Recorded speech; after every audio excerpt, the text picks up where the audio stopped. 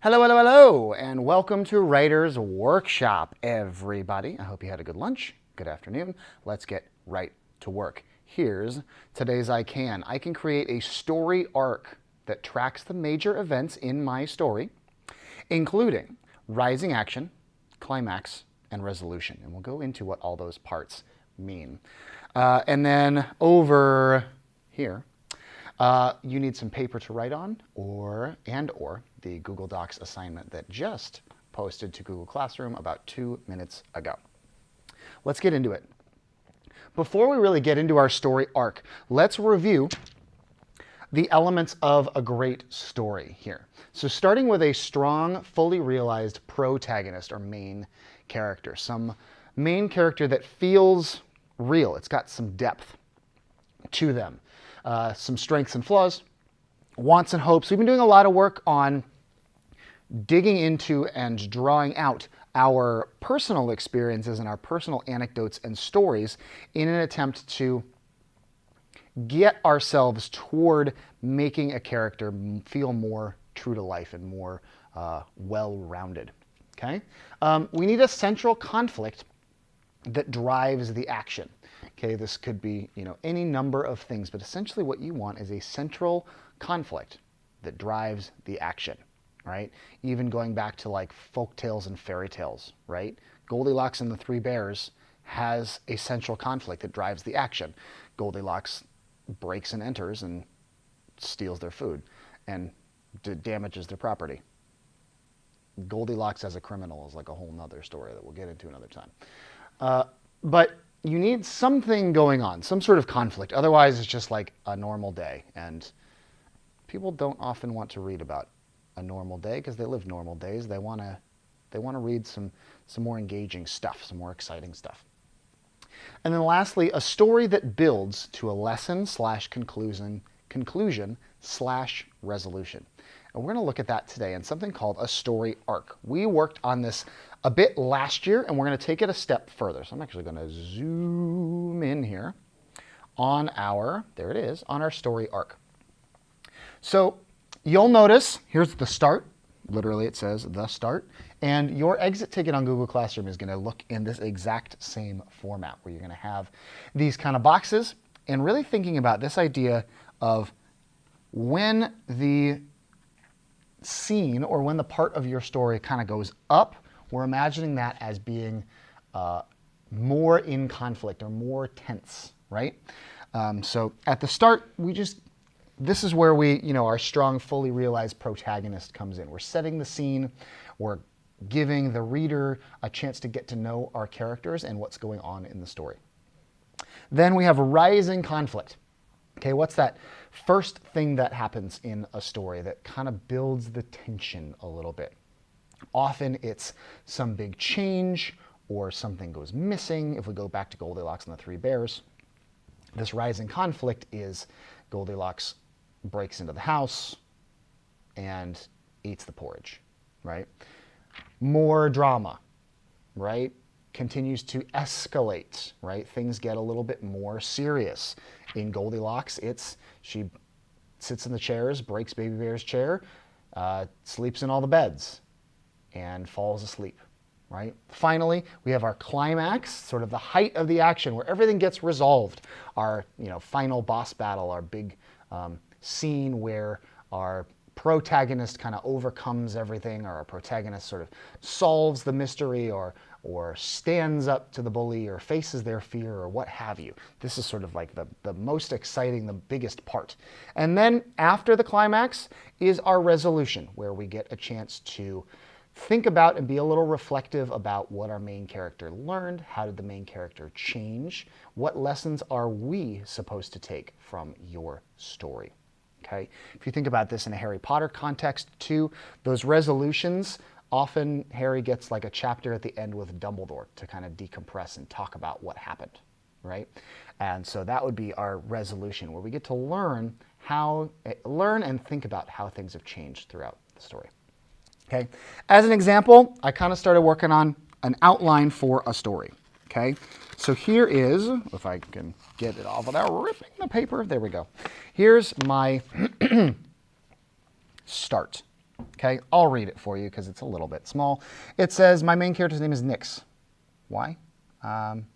Reasons. I'm not going to tell you until you read the finished story.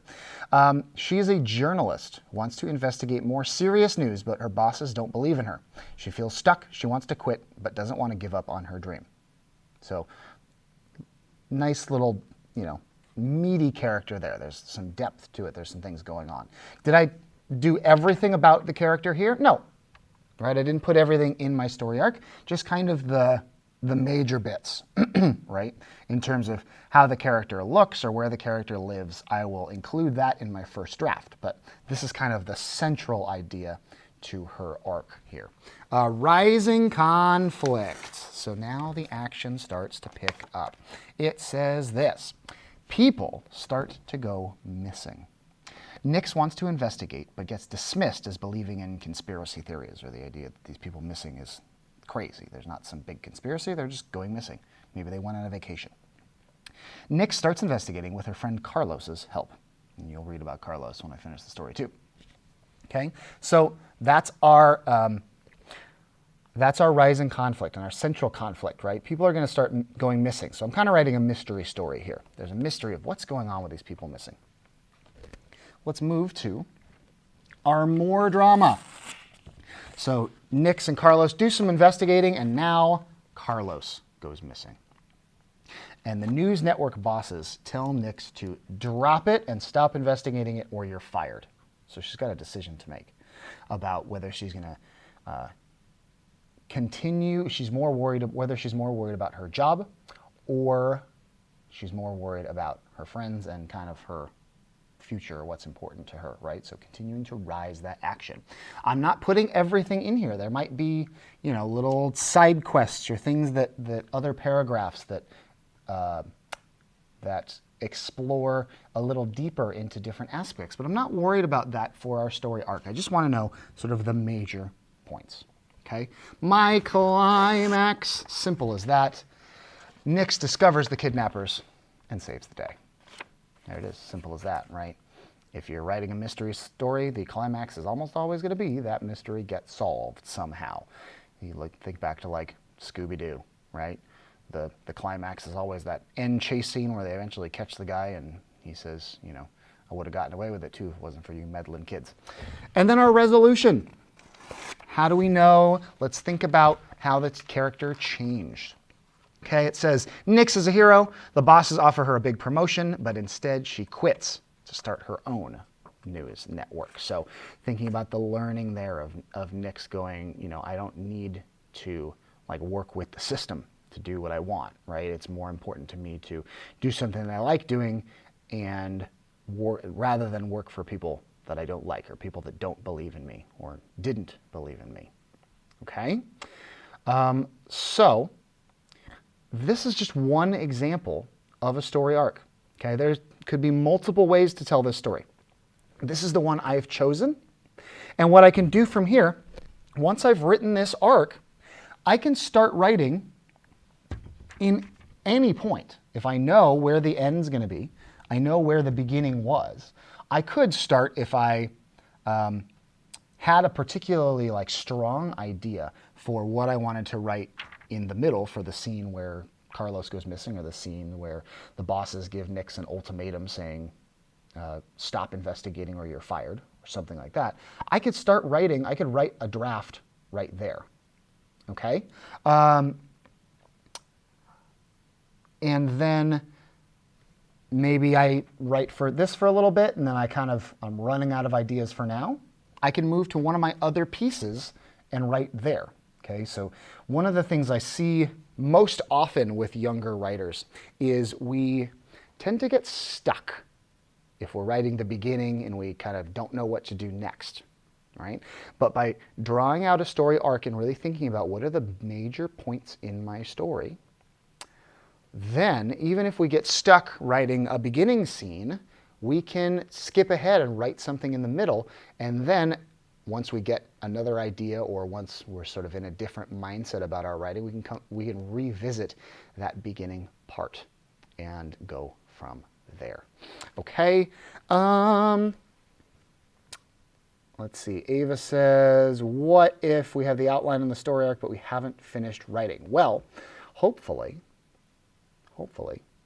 by having our story arc and our outline written out, that gives us a chance to really hit all parts of the story and make sure that there's some sort of beginning, middle, and end. Okay, and if we're not getting to the end, that probably means we need to kind of hold our horses a little bit on the amount or the detail that we're writing in the beginning and the middle. Remember, we're not writing a whole novel. Okay, this shouldn't be, we're not writing a whole Harry Potter book, right? We're writing a short story. Kind of, we're in the middle of Goldilocks and the Three Bears and Harry Potter and the Sorcerer's Stone. Should be a little longer and more, a little more in depth than Goldilocks, but we're not going to write an entire 300-page novel in the next, 6 or 7 weeks or however much longer we have with this story. Okay, and let's see. Other questions. What if each of your characters has a story arc? They usually do. That's called the character arc. So you might have, this kind of tracks the main character's arc, but your secondary characters might have arcs of their own or other things that they learn along the way. Okay? So, and that's okay. We're going to kind of track the main character's arc because by tracking the main character, we track the whole story, we track the central story. But the more planning you can do, the more sense your story will make. So if you are more than welcome to create multiple story arcs for your different characters. Okay. How many paragraphs do you have to write? I would imagine that these stories are going to be about, well, I don't want to put, I would say probably at least 10 paragraphs is what I would say. If we think about, we have 1, 2, 3, 4, 5 different parts, right? If you write 2 paragraphs per section, which should be enough time to kind of start to give us a clear enough idea of what's going on in that scene, then 10 paragraphs total as a minimum sounds about right. If we're writing, only 1 paragraph per, I wrote kind of 1 paragraph per scene here, right? So, and it didn't feel like enough. There's a lot unexplored.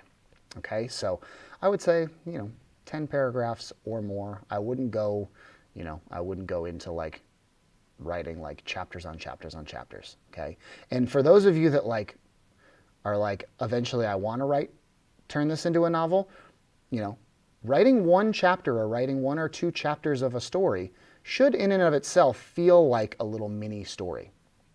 Okay, and often that's how authors decide when to end a chapter, is because they've written a little mini arc of what happens in chapter 1, what happens in chapter 2, what happens in chapter 3, so on and so forth. What happens if you don't have a main character? You always have a main character, even if you're not really thinking about it, even if they're not talking in first person.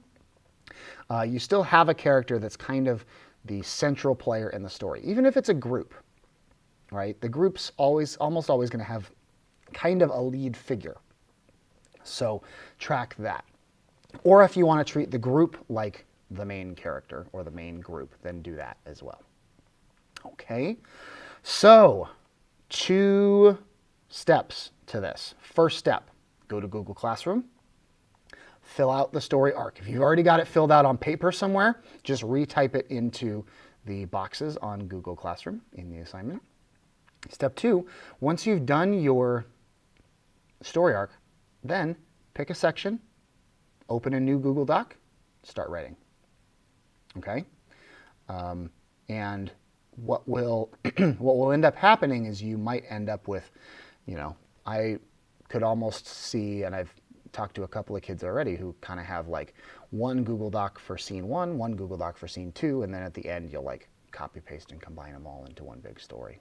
Okay, so again, first step, story arc. If you don't know what parts you want, that's your job today, is figure out what are the major parts of my story going to be. Okay, and if you need to do a little bit more character work to make that happen, do that character work. Okay, if we have our story arc by the end of the day tomorrow, then starting next week we'll all be in a place where we can start to write a first draft and share our writing. That's the goal that we're getting to.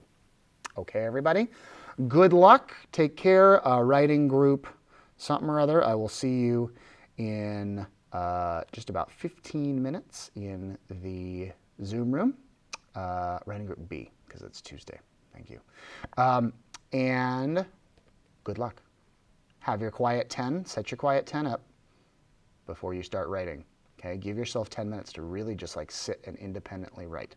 Okay, if it helps to do it on paper, do it on paper. Then copy it in afterwards. All right, take care.